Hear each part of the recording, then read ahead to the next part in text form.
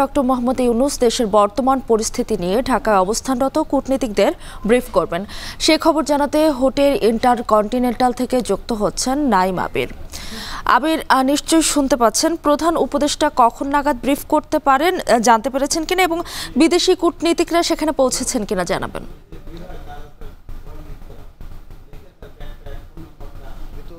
প্রধান উপদেষ্টা কূটনীতিকদের ব্রিফ করবেন, আমাদেরকে যতটুকু জানানো হয়েছে যে 11টার সময়, অর্থাৎ আর এখন থেকে প্রায় আধা ঘন্টা বা 45 মিনিট পরে আসলে এই ব্রিফিংটা শুরু হবে। এবং বিদেশি কূটনীতিকদেরও এখনও আমরা ইন্টারকন্টিনেন্টালে আসতে দেখিনি, তবে যেহেতু সময় আছে এর মধ্যে হয়তো তারা আসলে ঠিকঠাক মতো পৌঁছে যাবে। একটু জানিয়ে রাখি মিতু যে বর্তমান যে অন্তর্বর্তী সরকার ক্ষমতায় আসবার পরে এটি দ্বিতীয়বারের মতো কূটনৈতিক ব্রিফিং আসলে হবে আজ, এবং এর আগে আরেকটি ব্রিফিং হয়েছে, সেখানে পররাষ্ট্র উপদেষ্টা মোহাম্মদ তৌহিদ হোসেন তিনি ব্রিফিং করেছেন, এবং আজ যে দ্বিতীয় ব্রিফিং, কিন্তু প্রধান উপদেষ্টা ডক্টর মোহাম্মদ ইউনূসের আজ প্রথম ব্রিফিং, অর্থাৎ তিনি প্রথমবারের মতো বিদেশি কূটনীতিকদের সাথে কথা বলবেন।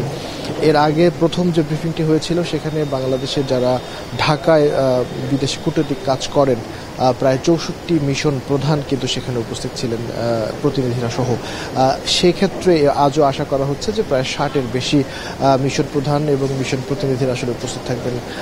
যে বিষয়গুলো নিয়ে আসলে আলোচনা হতে পারে ব্রিফিংয়ে, বা যে বিষয়গুলো নিয়ে বাংলাদেশের পক্ষ থেকে বলা হতে পারে, তার মধ্যে যতটুকু আমরা জানতে পেরেছি, প্রথমত যেটি বিষয় সেটি হলো যে প্রধান উপদেষ্টা এর আগের ব্রিফিংয়ে মূলত কথা বলা হয়েছে যে দেশের কোন প্রেক্ষাপটে অন্তর্বর্তী সরকার ক্ষমতায় এসেছে বা কাজ করবে সেটি বলা হয়েছে। এবার হয়তো যে বিষয়টি আলোচনায় আসবে সেটি হচ্ছে অন্তর্বর্তী এই সরকার অবাধ, সুষ্ঠু এবং নিরপেক্ষ নির্বাচন কিভাবে তারা আসলে আয়োজন করতে চায়, এবং এই সরকারের পরিকল্পনা কি, কোন কোন জায়গাগুলোতে বলা হচ্ছে রাষ্ট্র সংস্কার করবার যে কাজ, সেই কাজগুলো আসলে করতে চায়, সেই বিষয়গুলো নিয়ে বলা হবে। এবং মৃত্যু নিশ্চয়ই আপনি জানেন যে এই মুহূর্তে বাংলাদেশে বেশ কিছু মেগা প্রকল্প চলমান রয়েছে, সেই মেগা প্রকল্পগুলোর কি হবে, ভবিষ্যৎ কি, সেই বিষয়গুলো নিয়ে কথা হতে পারে। কারণ এই জায়গাটিতে রাশিয়ার যে রূপপুর পারমাণবিক কেন্দ্র রাশিয়ার সহযোগিতায়, সেটি কিন্তু আমরা কয়েকদিন আগে শুনেছি যে রাশিয়ার রাষ্ট্রদূত ছিলেন, তিনি বলেছিলেন যে রূপপুর পারমাণবিক কেন্দ্রটি দেরি হতে পারে কাজ শেষ হতে। সুতরাং বাকি যে মেগা প্রকল্পগুলো রয়েছে সেই প্রকল্পগুলোর ভবিষ্যৎ কি, সেগুলো নিয়ে আসলে কথা হতে পারে। সার্বিকভাবে দেশের বর্তমান যে পরিস্থিতি,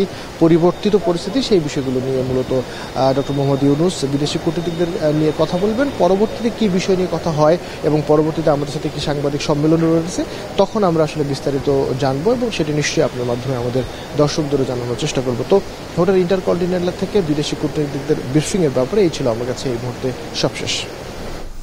আমাদের সঙ্গে যুক্ত ছিলেন নাইম আবির। সচিবালয়ে কথা বলছেন তথ্য সম্প্রচার এবং আইসিটি উপদেষ্টা নাহিদ ইসলাম, সরাসরি যুক্ত হচ্ছে সেখানে। আমরা কথা বলবো এবং এই বিষয়ে একটা সমাধানে